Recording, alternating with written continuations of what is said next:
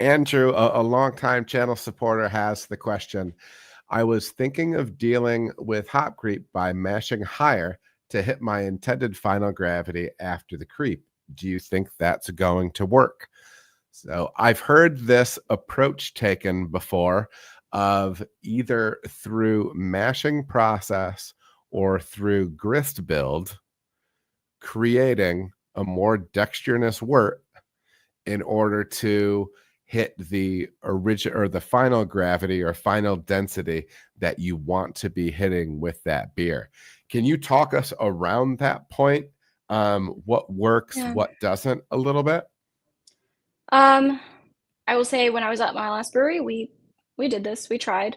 Mhm. We did not find success with it. Doesn't mean it can't be successful. I know there are certain places that definitely build their recipes around knowing there's going to be a certain level of creep. Um, and if we go back to that enzymatic kinetic question and we're saying, okay, there's more dextrins and more substrate, we're asking it to be higher up so it's going to flow faster downhill, hopefully. But that also means you could end up with more product being simple sugars Mhm. in that reaction, which then would be like, does that take longer to get through? What's your dry hop process? This also does not account for the amount of starch that is coming from the hops and the amount of sugar coming from the hops.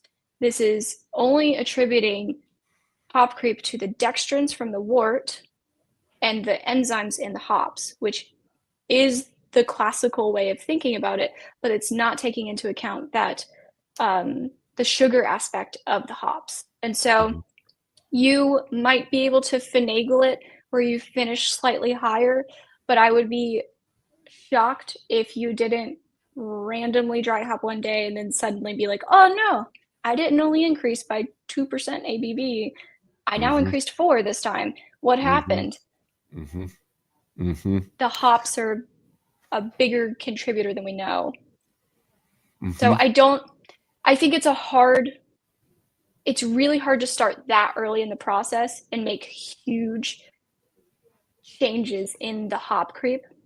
I'm Mhm. not saying it's impossible. I would say that I would go a different route.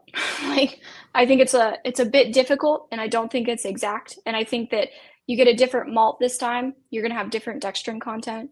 Like even if you mash at whatever level, maybe you have 75 dextrins and the next time you have the same exact temperature, same exact everything, and you have 100 dextrins. What does that Sure. mean for your hop creep? And so then you're just kind of creating this daisy chain of like things that you can't keep up with in the Mhm. process. So I think there's an easier way to deal with it on the back end rather than starting all the way at the mash, even though you Okay. should account for it early. Sure.